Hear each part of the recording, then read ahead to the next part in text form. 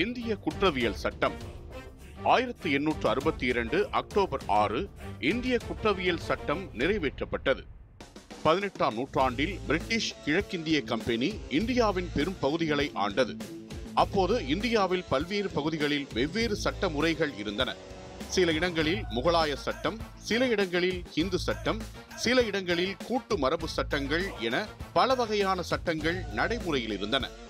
இதனால் குற்றங்களுக்கான தண்டனைகள், நீதிமுறை நடவடிக்கைகள் மாநிலந்தோறும் மாறுபட்டிருந்தன. இதையடுத்து இந்தியா முழுவதற்குமான ஒருமித்த குற்றவியல் சட்டம் ஒன்றை உருவாக்க வேண்டியது அவசியம் என பிரிட்டிஷ் ஆட்சியாளர்கள் கருதினர். 1833ஆம் ஆண்டின் இந்திய சாசனத்தின் அடிப்படையில் இந்தியாவுக்கான சட்டங்களை ஒருங்கிணைக்க முதல் இந்திய சட்ட ஆணையம் ஒன்றை பிரிட்டிஷ் அரசு அமைத்தது. இதன் தலைவராக லார்ட் தாமஸ் பாபிங்டன் மெக்காலே நியமிக்கப்பட்டார்.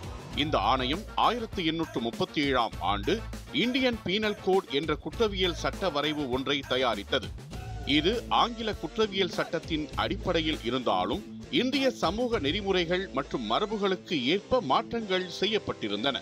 பிரிட்டிஷ் அரசு, நீதிபதிகள், பிராந்திய சட்டமன்றங்கள் ஆகியவற்றின் மூலம் இந்த சட்ட வரைவு விரிவாக பரிசீலிக்கப்பட்டு திருத்தங்கள் மேற்கொள்ளப்பட்டன.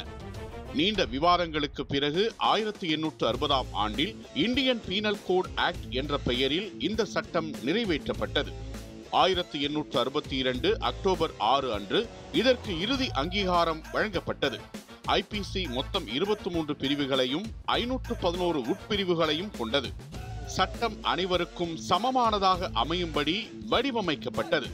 நீதி மற்றும் பொது ஒழுங்கை பாதுகாக்கும் அடிப்படை சட்டமாக இது அமைந்தது.